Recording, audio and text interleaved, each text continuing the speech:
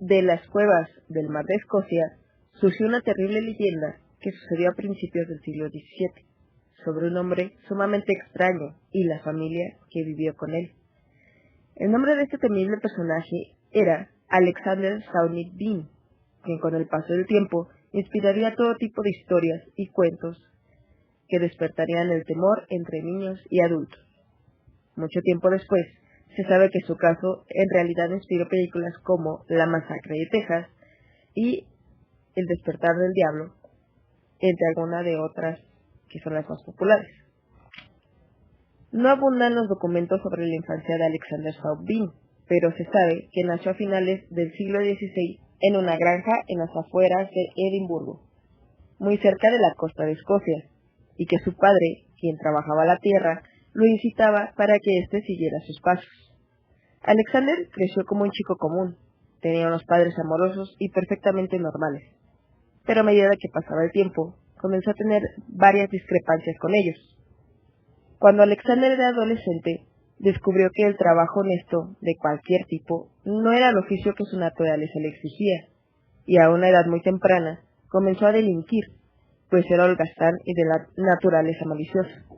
También tenía vicios y problemas con autoridades de cualquier tipo. Así que cuando fue lo suficientemente grande para ver por sí mismo, abandonó su casa y se dedicó solo a sobrevivir en los bajos mundos.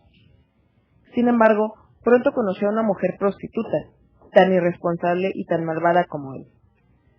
Entonces decidió huir de la sociedad y establecerse cerca de las costas de Galloway, con ella, una de las cuevas más profundas y apartadas. Ahí pasarían el resto de sus vidas y nunca regresarían al pueblo. Su hogar contaba con numerosos pasadizos y cientos de intricadas cuevas menores. 2 veces al día, la marea inundaba la entrada principal, tapando por completo ese oscuro agujero que usaban como casa.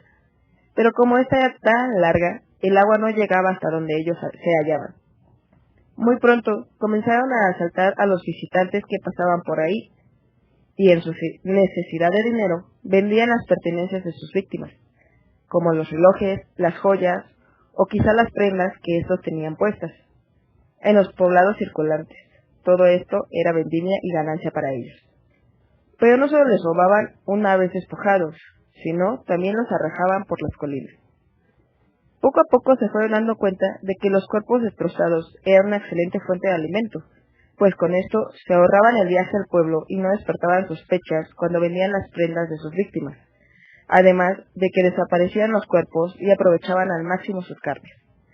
Así pues, de esta forma, comenzaron a practicar el canibalismo y más tarde empezaron a tener familias, más en específico 8 hombres y 6 mujeres, que conforme fueron creciendo en las cuevas, bajo este peculiar modo de vida, se apartaron de la normalidad y se convirtieron en bestias. Cuando sus hijos tuvieron edad para reproducirse, tuvieron a su vez otros hijos nacidos, obviamente del incesto y de la bestialidad. Un total de 18 nietos y 14 nietas, que al igual que sus antecesores, aprendieron a robar y asesinar, y obviamente alimentarse de... El incesto era una práctica habitual en estas familias, y como la demanda de alimento iba en ascenso, continuaban encontrando la solución a sus problemas en los viajantes, que una vez asesinados eran conducidos a la cueva, donde no tardaban en ser devorados. Esto ocurrió durante 25 años. Eso hizo que hubiera mucho desaparecido y que jamás se volvieran a encontrar con vida o incluso solo los cadáveres. A veces la marea arrastraba partes de los cuerpos hasta la costa, y estos generalmente eran los sobrantes que Alexander y su familia no llegaban a comer y arrojaban al mar. Al descubrir estas atrocidades, los pobladores de las tierras cercanas imaginaban historias de lo más descabelladas y bestiales posibles, atribuyendo las muertes a hombres lobo, a brujas o a demonios. Pero nada más lejos de la realidad. La familia de Sawney planeaba con sumo cuidado sus ataques y sabía por dónde huir en caso de que tuvieran que hacerlo. Mientras tanto, la gente seguía sospechando sobre causas que ellos pudieran pensar que eran de muertes extrañas.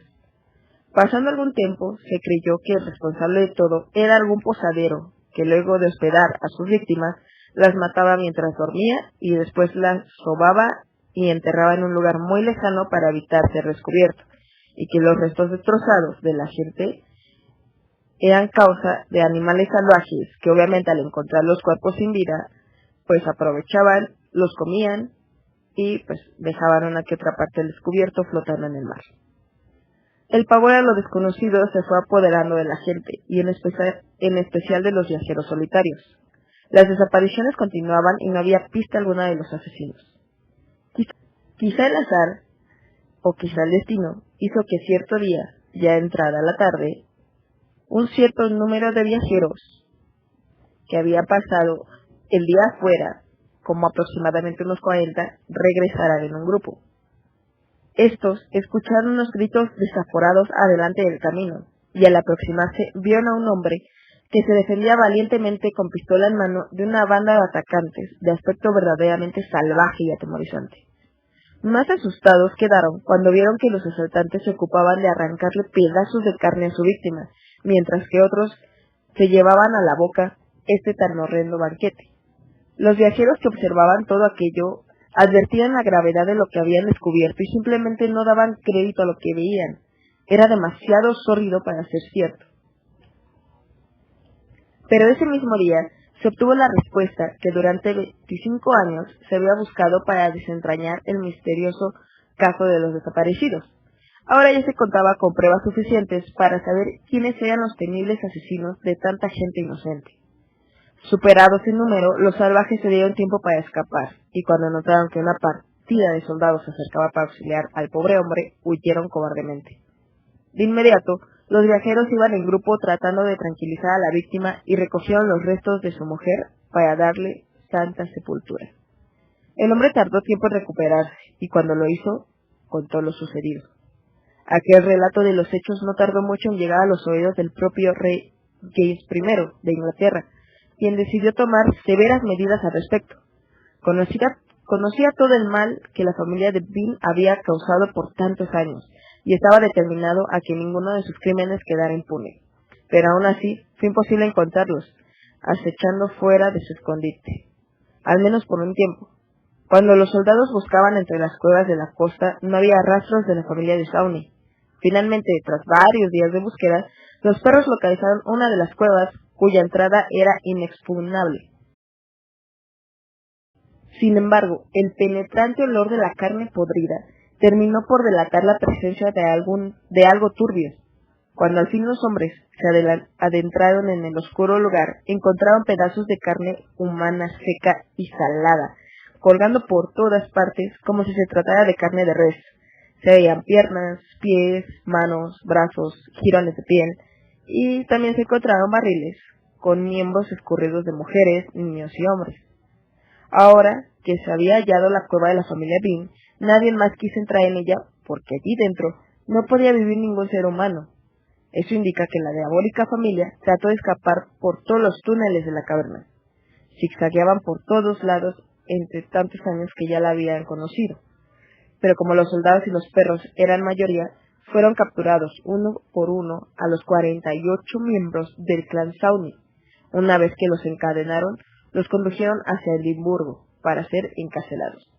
Ya en la ciudad, la gente salía de sus casas para ver con sus propios ojos a los andrajosos Bean, que escupiendo y blasfemando sin parar, daban la impresión de ser bestias y no personas. Luego de ser puesto tras las rejas, el rey consideró que los acusados eran en realidad unas bestias salvajes que no merecían ningún tipo de juicio, por lo que debían ser condenados a muerte. A su vez, la gente del pueblo se mostró sumamente horrorizada cuando escuchó el recuento de los crímenes de la familia Bean, y decidió dar un castigo aún más bárbaro que el que tenían preparado la justicia para ellos: una muerte lenta y dolorosa. Así, quienes asumieron el papel de verdugos cortaron las manos, después cortaron las piernas, pero solo de los hombres. Estos fueron desangrándose hasta morir, mientras que a las mujeres eran forzadas a ver la ejecución. Después de que los hombres habían muerto, ellos fueron quemando una por una a las mujeres en una hoguera, como si fuesen brujas. Todo esto mediante un acto público. Y esta es la leyenda de Sawney Bean y su clan.